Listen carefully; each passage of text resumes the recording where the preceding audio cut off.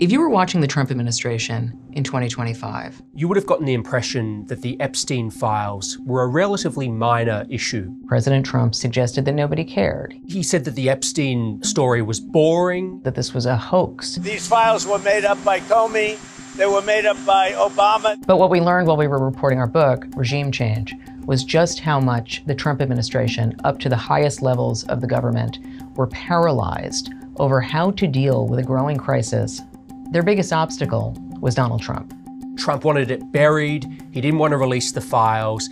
His staff knew that this was an issue that they couldn't really talk about. People in his orbit found him snapping at them if they even raised the issue of Jeffrey Epstein. So over the summer of 2025, you had some of Trump's most senior advisors, the top level of the government, gathered in the Situation Room, which is typically used for national security or responding to national disasters, to figure out a way to spin their way out of this.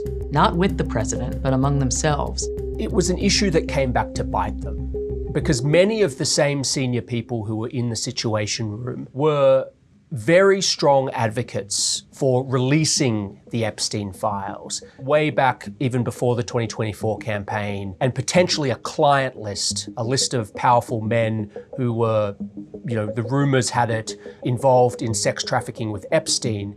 We have seen no evidence that there is a client list. But the idea of a client list had been popularized by, among others, Trump's future vice president. Seriously, we need to release the Epstein list. That is an important thing. His future FBI director. Put on your big boy pants and let us know who the pedophiles are. And his future deputy FBI director. The Epstein client list, I believe, is going to rock the political world. There's a reason they're hiding it. After he was elected, his own attorney general appeared to confirm that a client list existed. It's sitting on my desk right now to review. That's been a directive by President Trump. They go through the files and the message changes very substantially. Very quickly, it became clear that Trump himself was mentioned numerous times across these files. Does not mean that anything said there was verified about Trump or anyone else, but it did mean that releasing the files was a non-starter for the president and his team. In the coming months, there were internal conversations about, well, what do we do? In early July, the Justice Department and the FBI released a joint memo with no names attached to it, just letterhead, saying, in fact, there was no client list and that there were no other people who should be prosecuted in connection with Jeffrey Epstein's crimes. And all of a sudden, many of his voters who thought that they were electing a president and people around him to get to the bottom of the Epstein story were suddenly feeling that they were actually part of a cover-up. How many of you are satisfied with the results of the Epstein investigation?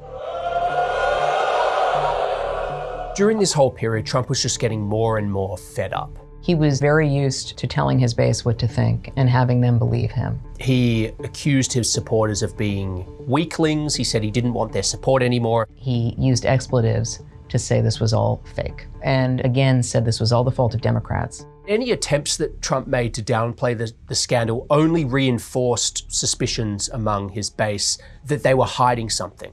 So at those meetings last summer, when President Trump's most senior aides gathered away from him, the vice president thought that they should put everything out there, that Congress was going to force the issue anyway. Others, like the chief of staff, said absolutely no way the president would be okay with that. There was a conversation about whether Todd Blanche, who was the deputy attorney general at the time, whether he should go on Joe Rogan. The vice president said that he should be the one to go on Rogan.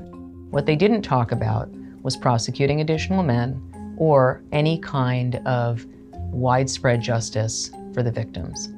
We're talking about a number of women who say that they were victimized and abused by Jeffrey Epstein. Many of them were minors. The discussion in the Situation Room was not about how to give these women a hearing or a chance to tell their stories. These meetings were about how to handle the political fallout around the White House. What ended up happening is their hand was forced by Congress. They ultimately passed, nearly unanimously, the Epstein Files Transparency Act.